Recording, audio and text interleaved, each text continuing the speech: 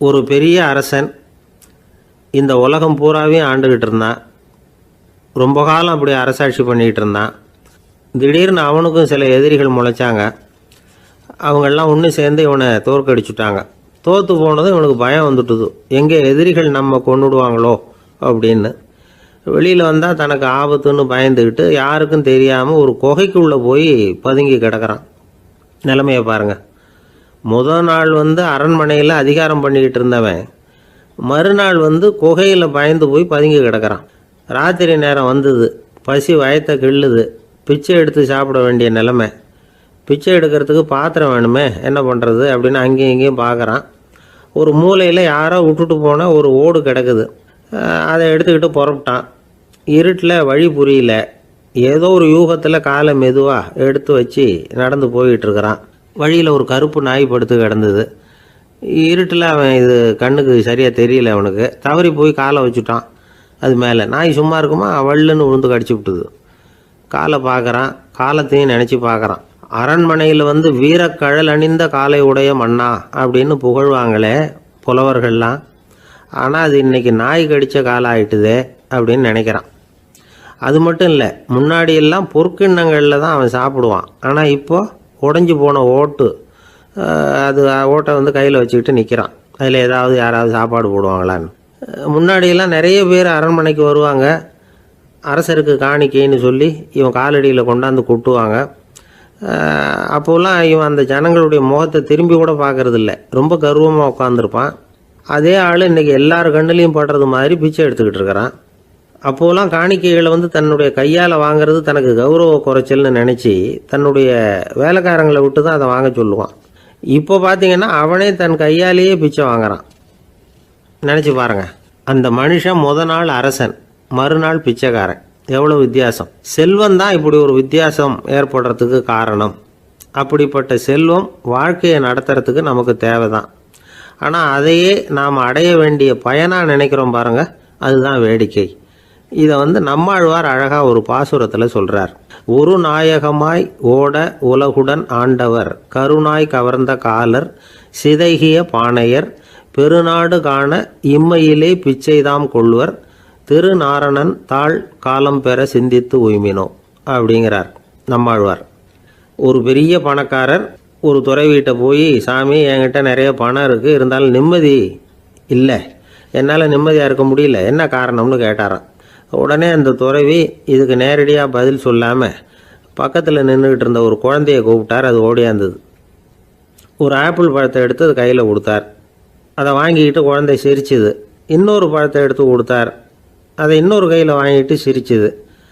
மூணாவது ஆப்பிளை எடுத்து கொடுத்தார். 2 பழத்தையும் நெஞ்சில் அணைச்சிக்கிட்டு 3ஆவது பழத்தையும் வாங்கிறதுக்கு முயற்சி பண்ணிச்சு.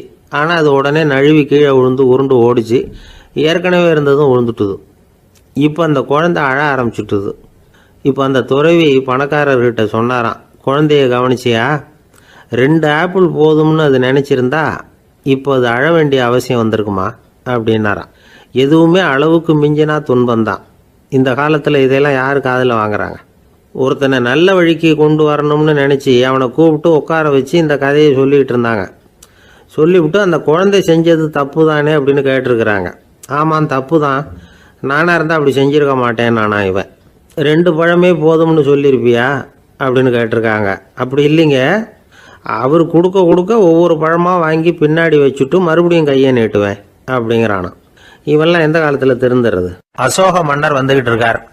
அவருடைய ஆலோசகர்கள் எல்லாம் பக்கத்தில் வந்துக்கிட்டு இருக்கிறாங்க.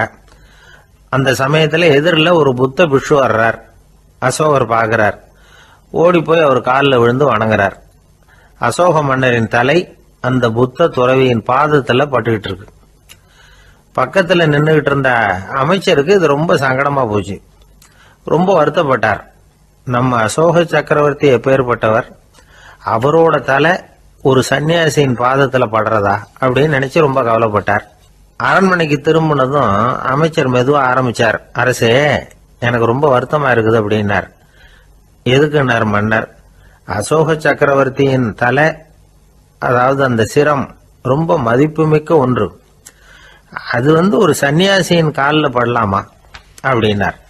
அசோகர் பதில் சொல்லல, சிரிச்சார், போயிட்டார். அதுக்கப்புறம் ஒரு சரியான சந்தர்ப்பத்துக்காக காத்துக்கிட்டு இருந்தார். ஒரு நாள் அமைச்சரை கூப்பிட்டார். எனக்கு 3 தலைகள் வேணும் அப்படின்னார். சொல்லுங்க, கொண்டுகிட்டு வரேன் அப்படின்னார் அமைச்சர்.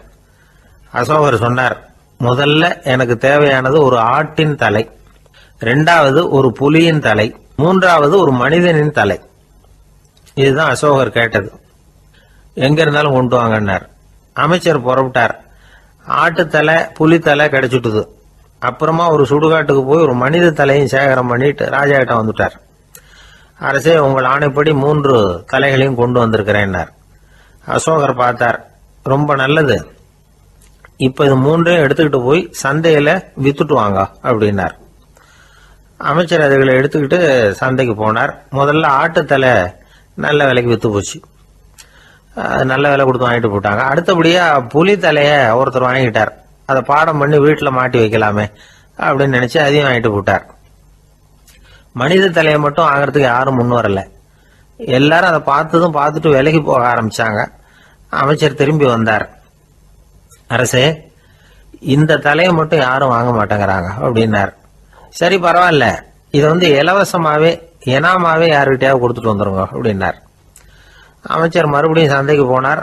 இதை இலவசமா தரேன், இதை வாங்கிக்கோங்க அப்படின்னார். அப்பவும் அதை யாரும் வாங்கிக்கிறதுக்கு தயாரா இல்லை. மறுபடியும் திரும்பி வந்து மன்னர்கிட்ட விவரத்தை சொன்னார். இப்போ மன்னர் சொல்றார், அமைச்சரே, உயிர் இருக்கிற வரைக்கும் தான் இந்த தலைக்கு மதிப்பு. ஜீவன் போனதுக்கு அப்புறம் அதோட மதிப்பும் போயிடுது. அதனால மதிப்பு இருக்கும் பொழுதே பெரியவர்கள் பாதம் பணிந்து அந்த புனிதத்தை பெற்றுக்கொள்ளணும் அப்படின்னார். பணிவுங்கிறது வேற, அடிமைத்தனம்ங்கிறது வேற. பெரியவர்களை பணிவது நமக்கு பெருமை தரக்கூடிய விஷயம். இதை மனசுல வச்சுக்கிட்டு எப்போ காலில் விழணும், எப்போ காலில் விழக்கூடாது அப்படிங்கிறத முடிவு பண்ணிக்கணும். ஒரு சாதாரண ஆள் நடந்து வந்துகிட்டு இருந்தார். எதிரில் வந்த ஒரு பெரிய மனுஷன் ஓடி போய் அவர் காலில் விழுந்து தன்னுடைய தலையை அவர் பாதத்தில் கொண்டு போய் வச்சார். கொஞ்ச நேரம் கழிச்சு எழுந்திரிச்சு வந்துட்டார். வந்த பிறகு இவரை கேட்டேன், ஏன் திடீர்னு ஓடி போய் அந்த ஆளு காலில் விழுந்தீங்க அப்படின்னு.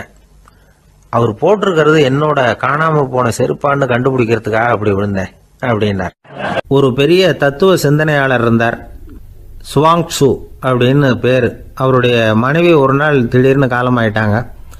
ஐயோ பாவம், அவர் ரொம்ப வருத்தப்படுவார், போய் ஆறுதலாக 4 வார்த்தை பேசிவிட்டு வரலாம் அப்படின்னு நினச்சிக்கிட்டு நிறைய பேர் அவரை தேடிட்டு வந்தாங்களாம். வந்தவங்களுக்கு ஆச்சரியம், ஏன்னா இவர் வருத்தப்பட்டுக்கிட்டு இருப்பார் அப்படின்னு தானே எதிர்பார்த்தாங்க. அப்படி இல்லை, தாளம் போட்டுக்கிட்டு உட்காந்துருக்கிறார். தாளத்துக்கு தகுந்த மாதிரி பாட்டு வேற பாடிக்கிட்டு இருக்கிறார். என்ன மனுஷன் அவர், கொஞ்சம் கூட கவலை இல்லாமல் இப்படி இருக்கிறாரு அப்படின்னு நினச்சாங்க. ஒருத்தர் துணிஞ்சு அவர்கிட்ட கேட்டுவிட்டார், என்னங்க இது இப்படி அப்படின்னு. அதுக்கு அவர் என்ன சொன்னார் தெரியுமா? இதை பாருங்க, என்னுடைய மனைவி பிறக்கிறதுக்கு முன்னாடி அவளுக்கு உயிரும் கிடையாது, உடலும் கிடையாது. அதுக்கு பிறகுதான் உயிர் வந்தது, உடல் வந்தது, அந்த உருவம் வந்தது. இப்போ என்ன ஆச்சு? அந்த உருவமும் உயிரும் போயிட்டுது, அவ்வளவுதானே.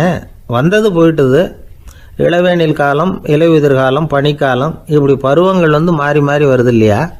அது மாதிரி பிறப்பும் இறப்பும் மாறி மாறி வருது. இது இயற்கை. இதுக்காக அழுதா அது எப்படி அப்படின்னாராம். ஞான தெளிவு அடைஞ்சவங்களுக்கு எல்லாமே சுகம்தான். திருவள்ளுவரும் அதைத்தான் சொல்றார், உறங்குவது போலும் சாக்காடு, உறங்கி விழிப்பது போலும் பிறப்பு. தூங்குறதுக்கெல்லாம் நாம் வருத்தப்பட்டுக்கிட்ட இருக்கிறோமா? இன்னைக்கு தூங்க வேண்டியிருக்குதே, இன்னும் கொஞ்சம் நேரத்தில் நான் தூங்க வேண்டியிருக்கு அப்படின்னு சொல்லி யாராவது அழுதுகிட்டு இருப்பாங்களா? அதனால் இந்த உலக வாழ்க்கையினுடைய இயல்பை யதார்த்தத்தை நாம் தெளிவாக புரிஞ்சுக்கணும். அப்படி புரிஞ்சுக்கிட்டா நாம் கவலை இல்லாமல் வாழ முடியும். ஒரு வயசான தாத்தா பாட்டி 60 வருஷத்துக்கு முன்னாடி அவங்களுக்கு கல்யாணம் ஆச்சு. ஒன்றாவே வாழ்ந்தாங்க, ஒன்றாவே இறந்து போனாங்க. இப்போ அவங்க 2 பேரும் சொர்க்கத்துக்கு போய் சேர்ந்தாங்க. அங்கே எல்லா வசதியும் இருந்தது. ஒரு பெரிய பங்களாவே இவங்களுக்கு ஒதுக்கி கொடுத்தாங்களாம். இதுக்கு எவ்வளவு வாடகைன்னு கேட்டார் தாத்தா. வாடகையெல்லாம் கிடையாது, இலவசம் அப்படின்னார் அங்கே இருந்தவர். அந்த வீட்டுக்கு பின்னாடி ஒரு பெரிய புல்வெளி இருந்தது. இதில் விளையாட ஏதாவது கட்டணம் உண்டான்னு கேட்டிருக்கார் தாத்தா. அதெல்லாம் ஒன்றும் கிடையாது, பணம்லாம் கட்ட வேண்டியதில்லை அப்படின்னார் அவர். பக்கத்தில் ஹோட்டல் மாதிரி ஒரு பெரிய கட்டடம், உள்ள சாப்பாட்டு மேஜைகள், அது மேலே விதவிதமான பலகாரங்கள். சாப்பாட்டுக்கெல்லாம் எவ்வளவு அப்படின்னு விசாரிச்சாராம் தாத்தா. அதுதான் சொன்னேனே, இங்கே எல்லாமே இலவசம்தான், எது வேணும்னாலும் சாப்பிட்லாம், எவ்வளவு வேணும்னாலும் சாப்பிட்லாம் அப்படின்னாரா. நீங்கள் சொல்கிறீங்க அப்படி, ஆனால் நான் சர்க்கரை சேர்த்துக்கக்கூடாது, உப்பு சேர்த்துக்கக்கூடாது, பாட்டி கையால் எப்பவும் பத்திய சாப்பாடு தான் அப்படின்னாராம் தாத்தா. இதை பாருங்கள், இங்கே உங்களுக்கு அந்த கவலையும் வேண்டியதில்லை. இங்கே நீங்கள் ஸ்வீட்டு சாப்பிட்லாம், காரம் சாப்பிட்லாம், உங்களுக்கு எந்த நோயும் வராது அப்படின்னாராம் அங்கே சொர்க்கத்தில் இருந்தவர். இதை கேட்ட உடனே அந்த தாத்தா பக்கத்தில் நின்ன பாட்டியை பார்த்து கத்தினாராம், அடி பாவி, எல்லாத்தையும் கெடுத்துட்டியே, நீ எனக்கு பத்திய சாப்பாடு போடாமல் கண்டதை திங்க விட்டுருந்தா 10 வருஷத்துக்கு முன்னாடியே நான் இங்கே சேர்ந்துருப்பேனே அப்படின்னாராம். ஒரு காட்டில் ஒரு முனிவர் இருந்தார். ஒரு நாள் அவரை தேடிட்டு 4 பேர் வந்தாங்க. சுவாமி, எங்களுக்கு ரொம்ப நாளாக ஒரு சந்தேகம்னாங்க. என்னன்னு கேட்டார். இந்த உலகத்தில் எவ்வளவோ காரியங்கள் நடக்குது, எது நியாயம் எது அநியாயம் அப்படின்னு புரிஞ்சிக்க முடியலன்னாங்க. அது யாராலையும் புரிஞ்சிக்க முடியாதுன்னார் முனிவர். வந்தவங்களுக்கு ஆச்சரியமாக போச்சு, ஒரு மாதிரியாக பார்த்தாங்க. இதை முனிவர் கவனிச்சார். சரி புறப்படுங்க என்னோடன்னார். எங்கன்னு கேட்டாங்க. இப்போ உங்கள் 4 பேரையும் ஒரு புஷ்பக விமானத்தில் அழைச்சிட்டு போகிறேன். இந்த உலகத்தில் சர்வசாதாரணமாக நடக்கக்கூடிய ஒரு காட்சியை உங்களுக்கு காட்ட போகிறேன். நீங்கள் பார்க்க போகிற அந்த காட்சி நியாயமா அநியாயமா அப்படிங்கிறத என்கிட்ட சொல்லணும். நீங்கள் சரியான பதில் சொன்னால் புஷ்பக விமானத்தில் தொடர்ந்து பிரயாணம் பண்ணலாம். தவறான பதில் சொன்னால் இந்த புஷ்பக விமானம் உங்களை கீழே தள்ளி விட்டுரும் அப்படின்னார். 4 பேருக்கும் பயந்தான். இருந்தாலும் முனிவர் கூப்பிடுறாரு அப்படின்னு சொல்லி புறப்பட்டாங்க. அவங்க எல்லாரும் புறப்பட்டு ஒரு காட்டு வழியாக போய்கிட்டு இருக்கிறாங்க புஷ்பக விமானத்தில். அங்கே நடக்கிற ஒரு காட்சியை காட்டுறார் முனிவர். அதோ அங்கே பாருங்கன்னார். அந்த விமானத்தில் இருந்தபடியே எல்லாரும் கீழே குனிஞ்சு பார்க்குறாங்க. அங்கே ஒரு தாய் புலி அப்போ தான் குட்டி போட்டிருக்கு. குட்டிகளை ஈன்ற உடனே பசிக்கு இறை தேடி அந்த பக்கமாக வருது. அதே நேரம் ஒரு தாய் மான், அதுவும் அப்போ தான் குட்டி போட்டிருக்கு. அதுவும் இதே மாதிரி குட்டிகளை ஈன்ற உடனே பசிக்கு இறை தேடி அந்த பக்கமாக வருது. இப்போ அந்த புலி அந்த மானை அடித்து போட்டுவிடுது. அதுவும் சாப்பிடுது, குட்டிகளுக்கும் கொடுக்குது. இப்போ அந்த புலிக்குட்டிகள் முகத்தில் மகிழ்ச்சி, தாயை இழந்த அந்த மான் குட்டிகள் முகத்தில் துக்கம். இப்போ அந்த முனிவர் 4 பேர்கிட்டையும் கேட்குறார், நீங்கள் இங்கே பார்த்தீங்களே, இதில் எது நியாயம் எது அநியாயம் ஒவ்வொருத்தராக சொல்லுங்கள். உங்கள் பதில் சரியில்லைன்னா இந்த விமானம் உங்களை கீழே தள்ளி விட்டுரும், சொல்லுங்கள் பார்க்கலாம்னார். முதல்ல ஒருத்தன் சொன்னான், அந்த புலி செஞ்சது சரிதாங்க, அது பசிக்கு அதுதான் ஆகாரம், தன்னுடைய பசிக்கு தானே இறை தேடிக்கிட்டுது, அதில் என்ன தப்பு, அவ்வளவுதான், அதனால் புலி செஞ்சது நியாயம்தான் அப்படின்னா. அவ்வளவுதான், அந்த விமானம் அவனை அப்படியே கீழே தள்ளி விட்டுட்டுது. அதனால் அவன் கொடுத்த பதில் சரியில்லை அப்படிங்கிறது புரிஞ்சு போச்சு. இப்போ 2வது ஆள் சொன்னான், புலி செஞ்சது பாவம், அந்த தாய்மான் என்ன தப்பு பண்ணிச்சு, இப்போ அந்த குட்டிகளுக்கு யார் ஆதரவு, அதனால் புலி செஞ்சது அநியாயம் அப்படின்னா. அவ்வளவுதான், அவனையும் கீழே தள்ளி விட்டுடுது அந்த விமானம். இந்த பதிலும் சரியில்லை அப்படின்னு ஆயிட்டுது. இப்போ 3வது ஆள் வந்தான். முதல்ல 2 பேர் கீழே விழுந்ததை பார்த்துக்கிட்டு இருந்தான். அதனால் அவன் சொன்னான், ரெண்டுமே நியாயம்தாங்க, புலி இறை தேடினதும் இயற்கை, அதுக்கு மான் இறையானதும் இயற்கை, அதனால் இதில் ஒன்றும் தப்பு இல்லைன்னா. அவ்வளவுதான், அவனையும் அந்த விமானம் கீழே பிடிச்சி தள்ளி விட்டுது. இப்போ 4வது ஆள் வந்தான். முனிவர் கேட்டார், நீயாவது சொல்லுப்பா, இந்த செயலில் எது நியாயம்னார். அவன் தெளிவாக பதில் சொன்னான். அதாவது என்ன சொன்னான்னா, எனக்கு தெரியல அப்படின்னா. அவனை விமானம் கீழே தள்ளலை, சௌரியமாக அழைச்சிட்டு போட்டுது. இவனும் பிரயாணம் சௌக்கியமாக பண்ணானான். ஆக இதுதான் சரியான பதிலுங்கிறத முனிவர் உணர்த்தினார். இந்த கதையிலிருந்து நாம் புரிஞ்சுக்க வேண்டியது என்னன்னா, இந்த உலகத்தில் எவ்வளவோ காரியங்கள் நடக்குது, அதெல்லாம் ஏன் அப்படி நடக்குதுங்கிறதுக்கு எப்பேற்பட்ட பண்டிதராலும் பதில் சொல்ல முடியாது. தெரியாததை தெரியாதுன்னு ஒத்துக்கிட்டா வாழ்க்கை பிரயாணம் சுகமாக இருக்கும். அதனால் தேவையில்லாத விஷயங்களை புரிஞ்சுக்கிறதுக்கு நேரத்தை செலவு பண்ணிகிட்டு இருக்கக்கூடாது. வாழ்க்கையை குழப்பிக்க கூடாது. வாழ்க்கைக்கு தேவையானது என்னவோ அதை மட்டும் புரிஞ்சுக்கிட்டா போதும். இந்த காலத்து ஆள் ஒருத்தன் ஒரு பெரியவரை தேடி வந்தான். ஐயா, ஒரு சந்தேகம்னா. என்ன உன்னுடைய சந்தேகம்னார். பகுத்தறிவுன்னா என்ன, விதின்னா என்ன அப்படின்னு கேட்டான். இதுக்கு அவர், இப்போ உன்னுடைய வலது காலை தூக்குன்னார். தூக்கினான். சரி, இப்போ உன்னுடைய வலது காலை கீழே இறக்காம உன்னுடைய இடது காலையும் தூக்குன்னார். தூக்கினான். பொத்துன்னு கீழே விழுந்துட்டான். பெரியவர் சொன்னார், உன்னால் ஒரு காலை தூக்க முடிஞ்சுது, அதுதான் பகுத்தறிவு. 2 கால்களையும் ஒரே சமயத்தில் தூக்குனா அடிபடும் அப்படிங்கிறது தான் விதி. அப்படின்னு விளக்கம் கொடுத்தார். இவன் தன்னுடைய விதியை நொந்துக்கிட்டே இடுப்பை பிடிச்சிக்கிட்டு அங்கேருந்து நடந்து போயிட்டானான். ஒரு ஊரில் ஒரு பெரியவர் இருந்தார். ஒரு நாள் அவரை தேடி ஒருத்தர் வந்தார். ஐயா, நான் கடவுளை பரிபூர்ணமாக நம்புகிறேன் அப்படின்னார். சரி, அந்த நம்பிக்கை உனக்கு எப்படி வந்ததுன்னு கேட்டார் இவர். அவர் சொல்ல ஆரம்பித்தார். ஐயா, எனக்கு கல்யாணம் ஆகி 10 வருஷம் ஆச்சு.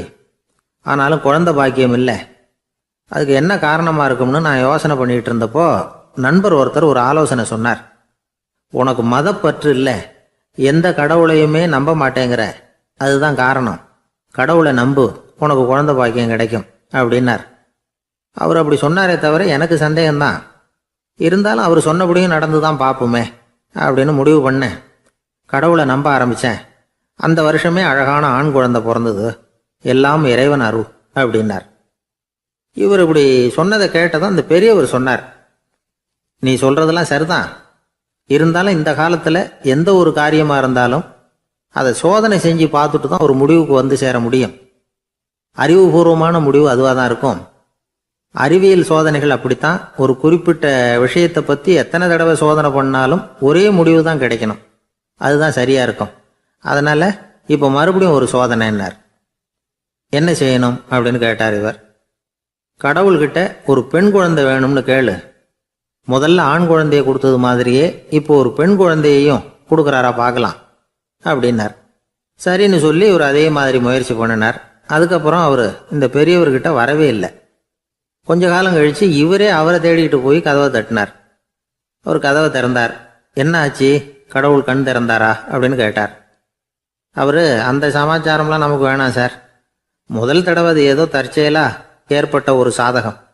இப்போ நீங்கள் 2வது தடவை சொன்ன பிறகு தினமும் கடவுளை வேண்டிக்கிட்டு தான் இருக்கிறேன், ஒன்றும் நடக்கலை அப்படின்னார் ரொம்ப விரக்தியாக.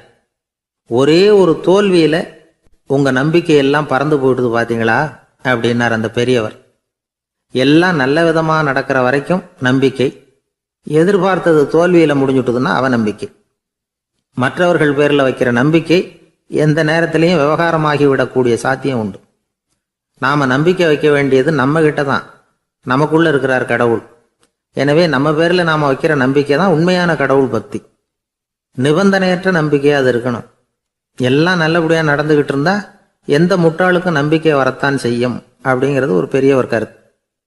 தியானத்தின் மூலமாக தான் உனக்குள்ள ஆழமாக தோண்டுனா உன்னுடைய அடி ஆழத்தில் நம்பிக்கை வந்து அப்படியே ஊற்றெடுக்கும், அதை பார்க்க முடியும் அப்படிங்கிறது பெரியவர்கள் சிந்தனை. ஒரு குழந்தை அப்பாவை பார்த்து என்னப்பா பண்ணுறேன்னு கேட்டுதான். பிரார்த்தனை பண்ணிகிட்டு இருக்கிறேன்னாராம் அப்பா. பிரார்த்தனை பண்ணுனா என்ன கிடைக்கும் அப்படின்னு கேட்டுதான் குழந்தை. எல்லாம் கிடைக்கும் அப்படின்னாராம் அப்பா. நீ வச்சிருக்கிறிய பேனா அது கூட கிடைக்குமான்னு கேட்டுதான் குழந்தை. கிடைக்குமேன்னு இருக்கார். அப்படின்னா அந்த பேனாவை என்கிட்ட கொடுத்துரு, நீ பிரார்த்தனை பண்ணி வேற பேனா வாங்கிக்கோ அப்படின்னு தான் அந்த குழந்தை. ஒரு நாள் ஒரு 10-15 பள்ளிக்கூடத்து பிள்ளைங்க தேடிட்டு வந்தாங்க.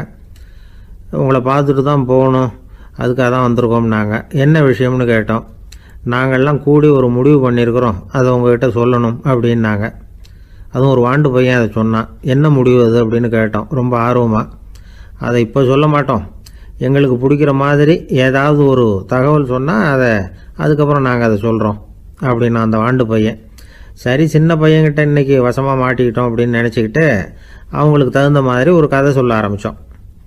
அது என்ன கதைன்னா, ஒரு பெரிய காடு, அதில் பலவிதமான மிருகங்கள். அந்த காட்டுக்கு ஒரு சிங்கம் தான் ராஜா. எப்பவும் காட்டுக்கு அது தானே ராஜா. ஒரு பெரிய யானைக்கு இது பொறுக்கலை. என்ன இது, எப்போ பார்த்தாலும் இங்கே சிங்கத்துக்கே ராஜா பதவி கிடைக்கிது, நான்லாம் எவ்வளவு பலசாலியாக இருக்கிறேன், அப்படி இருந்தும் எனக்கு அந்த பதவி கிடைக்கலையே அப்படின்னு தனக்குள்ளே பொறுமிக்கிட்டே இருந்தது. ராஜா பதவியை நினச்சி ரொம்ப ஏக்கம், அதுக்கு பதவி மோகம். இந்த சமயம் பார்த்து ஒரு குள்ள நெறி கூட்டம் அதை தேடிட்டு வந்தது. ஐயா பெரியவங்களே, நீங்கள் இந்த காட்டுக்கு ராஜாவாக இருக்க ஆசைப்படுறீங்க, அதில் ஒன்றும் தப்பு இல்லை. ஆனால் அதுக்கு முன்னாடி நீங்கள் எங்கள் கூட்டத்துக்கு கொஞ்ச நாள் தலைவராக இருங்க, அதாவது ராஜாவாக இருங்களேன், உங்களுக்கும் ஒரு ட்ரைனிங் கிடைச்சது மாதிரி இருக்கும் அப்படின்னு சொல்லியிருக்குது இந்த கூட்டம், குள்ளநெறி கூட்டம். இதை கேட்ட உடனே யானைக்கு ரொம்ப சந்தோஷம் தாங்கலை. அதுதான் எப்போன்னு பதவிக்காக காத்துக்கிட்டு இருக்குதே. இருந்தாலும் கொஞ்சம் பிகுவோட, சரி நீங்கள்லாம் இவ்வளோ தூரம் என்னை தேடிட்டு வந்து கேட்கறதுனால மறுக்க முடியல அப்படின்னு ரொம்ப ஏதோ சிரமப்பட்டு ஒத்துக்கிறது மாதிரி ஒத்துக்கிட்டது. ஏதோ உங்கள் ஆசைக்கு கட்டுப்படுறேன், கொஞ்ச நாள் உங்கள் கூட்டத்துக்கு ராஜாவாக இருக்கிறதுக்கு சம்மதிக்கிறேன் அப்படின்னுது. உடனே அந்த யானை ராஜ நட போட ஆரம்பிச்சிட்டுது. யானை சாதாரணமாக நடந்தாவே எப்படி இருக்குங்கிறது நமக்கு தெரியும். அதுவே ராஜ நடை நடந்தால் எப்படி இருக்கும் கற்பனை பண்ணி பாருங்கள். யானை முன்னாடி கம்பீரமாக போய்கிட்டு இருக்குது, தலைவர் இல்லையா, அதனால் குள்ள நரிகள்லாம் ரொம்ப அடக்கமாக அது பின்னாடி அணிவகுத்து போயிட்டு இருக்குது. ராஜா வாழ்க, மன்னர் வாழ்க அப்படின்னு கோஷம் வேற. யானைக்கு தலைகால் புரியல, அவ்வளவு சந்தோஷம். அந்த யானைக்கு செருக்கு, ஆணவம் எல்லாம் ஏற்பட்டு போச்சு. அதுக்கப்புறம் அது தரையை பார்க்குமா, நிமிர்ந்து நடக்க ஆரம்பிச்சுட்டுது. தரையை பார்க்குறதே இல்லை. அப்படி போயிட்டுருக்கிறப்போ ஒரு சதுப்பு நிலத்தில் திடீர்னு காலை வச்சுட்டுது. அவ்வளோதான், கால் உள்ளே போட்டுது. இன்னொரு காலை எடுத்து வச்சுது, அதுவும் உள்ளே போட்டுது. அந்த 2 காலையும் எடுக்கிறதுக்காக அடுத்த 2 காலையும் அழுத்திச்சு, அதுவும் உள்ளே போக ஆரம்பிச்சுட்டுது. இப்போ 4 காலம் வசமாக சேத்துல அழுந்தி போச்சு, எடுக்க முடியல. குள்ள நரிகள்லாம் அதை சுற்றி சுற்றி வந்தது. சிலது சுற்றி நின்று டான்ஸ் ஆட ஆரம்பிச்சுட்டுது யானையை பார்த்துட்டு. இதை யானை பார்த்தது. என்ன இது தலைவர், நான் தவிச்சிக்கிட்டு இருக்கிறேன், தொண்டர்கள்லாம் சுற்றி நின்று வேடிக்கை பார்த்துக்கிட்டு இருக்கிறீங்க, டான்ஸ் ஆடுறீங்க அப்படின்னு கேட்டுதான். தொண்டர்களே, தலைவர் நான் தவிச்சிக்கிட்டு இருக்கிறது உங்களுக்கு தெரியலையா? இப்போ உடனே உங்கள் தலைவரை காப்பாற்ற வேண்டியது உங்கள் கடமை இல்லையா அப்படின்னு கத்துச்சான் அந்த யானை. குள்ள நரிகளில் ஒன்று முன்னாடி நின்று அந்த யானையை பார்த்து தான், தலைவரே, எங்களுக்கு ரொம்ப நாளாக ஒரு ஆசை, அந்த ஆசையை நிறைவேற்றிக்கிறதுக்காகத்தான் உங்களை எங்கள் தலைவராக ஏற்றுக்கிறோம்னு சொன்னோம் அப்படின்னு தான். என்ன ஆசைன்னு கேட்டிருக்கு யானை. யானை கறி சாப்பிட்டு பார்க்கணுங்கிறது எங்களுக்கு ரொம்ப நாள் ஆசை, அது இன்றைக்கி தான் நிறைவேற போகுது அப்படின்னு தான் அந்த நரி. இதை கேட்ட உடனே அந்த யானை அப்படியே மூர்ச்சி ஆகிட்டு தான். நரிகள்லாம் அது மேலே ஏறி குதற ஆரம்பிச்சுட்டு தான். பதவி மேலே இருந்த பேராசை அந்த பலசாலியான யானையையே மாட்டி விட்டுட்டுது பார்த்தீங்களா அப்படின்னு சொல்லி முடித்தோம் இந்த கதையை அந்த சின்ன பிள்ளைங்கக்கிட்ட. சரிங்க, இப்போ நாங்கள் உங்களை தேடி வந்த விஷயம் என்னங்கிறத சொல்லவா அப்படின்னா ஒரு வாண்டு பையன். சீக்கிரம் சொல்லு தம்பி, சஸ்பென்ஸ் தாங்கலை அப்படின்னோம். அவன் மெதுவாக எங்களை பார்த்து சொல்கிறான், எங்களுக்கு கொஞ்ச நாள் நீங்கள் தலைவராக இருந்தால் தேவலை அப்படின்னா. ஒரு வயசான பாட்டியும் தாத்தாவும் ஒரு பூங்காவில் உட்காந்து பேசிக்கிட்டு இருக்கிறாங்க. அவங்களுக்கு கல்யாணம் ஆகி 53 வருஷம் ஆச்சு. பிள்ளைங்கள்லாம் படித்து பெரிய பெரிய வேலையில் இருக்கிறாங்க. பேரன் பேத்திகளும் நல்ல நிலைமையில் இருக்கிறாங்க. இந்த தாத்தாவும் பாட்டியும் சிரித்து பேசிக்கிட்டு இருந்ததை ஒரு பெரியவர் பார்த்தார். அவருக்கு ஆச்சரியமாக இருந்தது. இந்த வயசுலேயும் இவ்வளவு அந்யோன்யமாக இவங்க பேசிக்கிட்டு இருக்கிறாங்களே அப்படின்னு நினச்சார். சரி, நேரிலேயே கேட்டுருவோமே அப்படின்னு நினச்சிக்கிட்டு கிட்ட போனார். உங்கள் மன வாழ்க்கையின் வெற்றிக்கான ரகசியம் என்ன அப்படின்னு கேட்டார். இதை கேட்டதும் அந்த தாத்தா சிரிச்சுக்கிட்டே பாட்டியை பார்த்தாராம். அதுக்கப்புறம் சொன்னாராம், நான் இந்த அம்மாவை கல்யாணம் பண்ணிக்கிட்டதுக்கும் எங்களுடைய இல்வாழ்க்கை இவ்வளவு நாளாக பலம் குறையாமல் மகிழ்ச்சியாக இருக்கிறதுக்கும் காரணம் ஒன்று தான். அது என்ன காரணம்னா, எங்களுக்கு இடையில பொதுவாக நிறைய குறைகள் உண்டு, அதுதான் காரணம் அப்படின்னாராம். அவர் சொல்கிறது சரிதான் அப்படிங்கிறது மாதிரியே அந்த பாட்டியும் அவரை நிமிர்ந்து பார்த்தாங்களாம். இந்த பெரியவர் மறுபடியும் அந்த பாட்டியை பார்த்து அதே கேள்வியை கேட்டிருக்கார். உங்களுடைய நீண்டகால மன வாழ்க்கைக்கு கிடைச்ச வெற்றி எதனாலேன்னு சொல்ல முடியுமா அப்படின்னு கேட்டாராம். அவங்களும் சிரிச்சுக்கிட்டே பதில் சொன்னாங்களாம். என்ன பதில் தெரியுமா?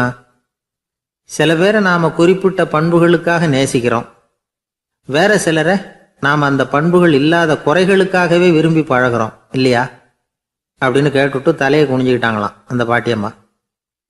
அவங்க அப்படி சொன்னதை கேட்டதும் இவருக்கு புதுசாக ஞானம் பிறந்தது மாதிரி இருந்துதான்.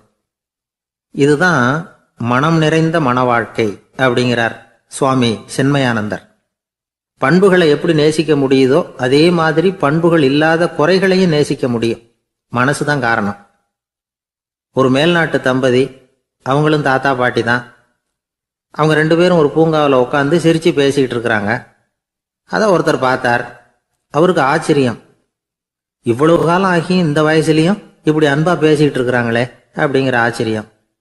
கிட்ட நெருங்கி போனார். கேட்டார், ஏன் தாத்தா, உங்களுக்கு கல்யாணம் ஆகி எவ்வளோ வருஷம் ஆச்சுன்னார். 55 வருஷம் ஆச்சுன்னாராம் அவர்.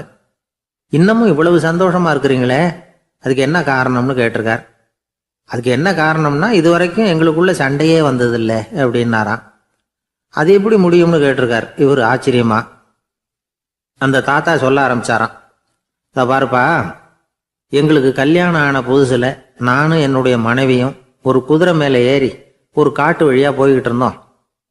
கொஞ்சம் தூரம் போனதும் அந்த குதிரை எடக்கு பண்ணிச்சு. நான் உடனே கீழே இறங்கி அந்த குதிரையை பார்த்து, இது உனக்கு முதல் தடவை அப்படின்னு மிரட்டலாக சொல்லிவிட்டு ஏறி உக்காந்தேன். மறுபடியும் போனோம். கொஞ்சம் தூரம் குதிரை நல்லபடியாக நடந்து போச்சு. மறுபடியும் இடக்கு பண்ண ஆரம்பிச்சுட்டுது. நான் கீழே இறங்கினேன். கையில் இருந்த சாட்டையால் ஓங்கி ஒரு அடி கொடுத்தேன். இது உனக்கு 2வது தடவை அப்படின்னு சொல்லிவிட்டு ஏறி உக்காந்தேன். மறுபடியும் குதிரை கொஞ்சம் தூரம் நல்ல விதமாக நடந்து போச்சு. அப்புறமும் இடக்கு பண்ண ஆரம்பிச்சுட்டுது. அந்த சமயத்தில் ஒரு ஆற்று பாலத்தை கடந்து போய்கிட்டு இருக்கிறோம். நான் கீழே இறங்கினேன். என்னுடைய மனைவியையும் கீழே இறங்க சொன்னேன். அந்த குதிரையை பிடிச்சி அப்படியே ஆற்றுல தள்ளி விட்டுட்டேன். தள்ளி விட்டுட்டு, இது உனக்கு கடைசி தடவை அப்படின்னு சொன்னேன். அதை பார்த்ததும் என் மனைவி பதறி போயிட்டாங்க.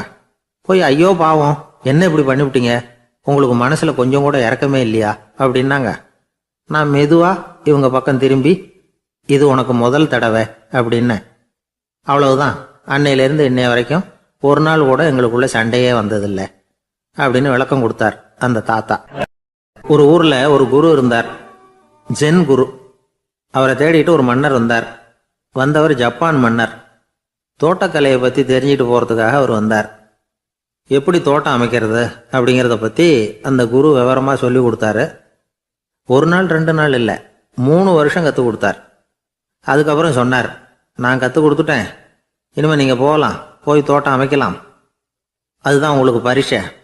தோட்டம் அமைச்ச பிறகு சொல்லி அனுப்புங்க, நான் வந்து பார்க்குறேன். நீங்கள் இங்கே என்னவெல்லாம் கற்றுக்கிட்டீங்களோ அதையெல்லாம் அங்கே செயல்முறையில் செஞ்சு காட்டுங்க அப்படின்னு சொல்லி அனுப்பி வச்சார். மன்னர் போனார். அரண்மனைக்கு பக்கத்திலேயே ஒரு பெரிய தோட்டத்தை உண்டு பண்ணினார். அழகான மரங்களையும் செடிகளையும் உருவாக்கினார். கிட்டத்தட்ட 1000 தோட்டக்காரர்களை பயன்படுத்தி 3 வருஷங்கள் முயற்சி பண்ணி அந்த அழகான தோட்டத்தை உருவாக்கினார். குருகிட்ட இருந்து செய்தி வந்தது, நாளைக்கு வந்து தோட்டத்தை பார்க்குறேன் அப்படின்னு. மன்னர் உடனே சுறுசுறுப்பாயிட்டார். முதல் நாளே தோட்டத்தை சுத்தப்படுத்தினார். ராத்திரி பூரா யாரும் தூங்கலை. எல்லாருக்கும் தோட்டத்தை ஒழுங்குபடுத்துகிற வேலை. அது அந்தந்த இடத்துல ஒழுங்காக இருக்குதா அப்படின்னு சரி பார்த்தாங்க. ஒரு தவறும் இல்லாத வகையில் அதை ஒழுங்குபடுத்தினாங்க. மறுநாள் குரு வந்தார், தோட்டத்தை பார்த்தார். அவருக்கு கோபம் வந்துட்டுது. மன்னருக்கு ஆச்சரியம், எப்பவும் சிரிச்சுக்கிட்டே இருக்கிறவர் இப்போ எப்படி இருக்கிறாரே அப்படின்னு. மெதுவாக குருக்கிட்ட போய், எல்லாம் சரியாக தானே இருக்குது அப்படின்னார். எல்லாம் சரிதான், ஆனாலும் எங்கே அந்த பொன்னிற காற்று அப்படின்னார். உதிர்ந்த இலைகள், பொன் மஞ்சள் நிற இலைகள் காற்றில் அப்படி புரண்டு ஓடுவதை நான் பார்க்க முடியவில்லையே அப்படின்னாராம். அது இல்லாமல் இந்த தோட்டம் உயிரோட்டம் உள்ளதாக இருக்காது, இதில் பாடல் இல்லை, ஆடல் இல்லை, அதெல்லாம் இல்லாமல் இந்த தோட்டம் ரொம்பவும் செயற்கையாக தெரியுதேன்னாராம். மன்னர் இப்போ தான் யோசனை பண்ணார். கீழே கிடந்த காஞ்சி போன இலைகள் மட்டும் இல்லை, மரத்தில் இருந்த காஞ்சி போன இலைகளையும் அப்புறப்படுத்தி சுத்தமாக வச்சிருக்கிறார். இறப்பும் வாழ்க்கையினுடைய ஒரு பகுதி தான். மரணம்ங்கிறது வாழ்க்கைக்கு எதிரானது அல்ல, அதை நிரப்பும் ஒரு பகுதி தான் அது. மரணம் இல்லையில் வாழ்க்கையே இல்லை அப்படிங்கிறது பெரியவங்க கருத்து. இப்போ அந்த தோட்டம் அழகாக தான் இருக்குது, இருந்தாலும் அது ஒரு ஓவியம் மாதிரி உயிர் இல்லாமல் இருக்கு. குரு ஒரு வாளியை கையில் எடுத்துக்கிட்டார். தோட்டத்தை விட்டு வெளியில் போனார். ஏற்கனவே வீசி எறிந்த அந்த சருகுகளை எல்லாம் அள்ளி கொண்டுகிட்டு வந்தார். உள்ள எல்லா இடங்கள்லையும் அதை வீசினார். உடனே காற்று அந்த காய்ந்த சருகுகளையும் பழுத்த இலைகளையும் அசைக்க ஆரம்பிச்சுட்டுது. இப்போ அங்கே சலசல சத்தம், சங்கீதம், இலைகளின் நடனம். ஓவியம் மாதிரி இருந்த அந்த தோட்டத்துக்கு இப்போ உயிர் வந்துட்டுது. இதுதான் அந்த பொன்னான காற்று அப்படின்னாராம் குரு. மன்னருக்கு புரிஞ்சுது. மிகப்பெரிய ஜென் கேள்வி ஒன்று உண்டு. உம்மான் அப்படிங்கிற ஒரு பெரிய குருவை பார்த்து துறவி ஒருத்தர் கேட்டாராம், இலைகள் எல்லாம் கீழே விழுந்து மரங்கள் மொட்டையாக இருக்கும் பொழுது என்ன நடக்கும்? இதுதான் கேள்வி. இதுக்கு உம்மான் சொன்ன பதில் பொன்னான காற்று, தி கோல்டன் விண்ட் அப்படின்னாராம். இதுக்கு என்ன விளக்கம்னா, உன்னுடைய எண்ணங்கள் எல்லாம் உன்னுடைய மனசிலிருந்து கீழே விழுந்து உனது உள்ளுணர்வானது மொட்டையாக நிற்கும் நிலைதான் அது. உனது வேர்களின் அருகில் காற்று வீசுகிறது. எல்லா எண்ணங்களும் உன்னிலிருந்து வெகு தூரத்துக்கு புரண்டு கொண்டே சென்று விடுகிறது. நீ அவற்றை கடந்து விட்டால் நீ அவைகளுக்கெல்லாம் மேலெழுந்து கீழே பார்ப்பவனைப் போல நிற்க ஆரம்பித்து விடுவாய். அதுதான் தியானம் என்பது அப்படின்னு சொல்றாங்க. தியானம்ங்கிறது எண்ணத்துக்கு எதிரானதில்லை.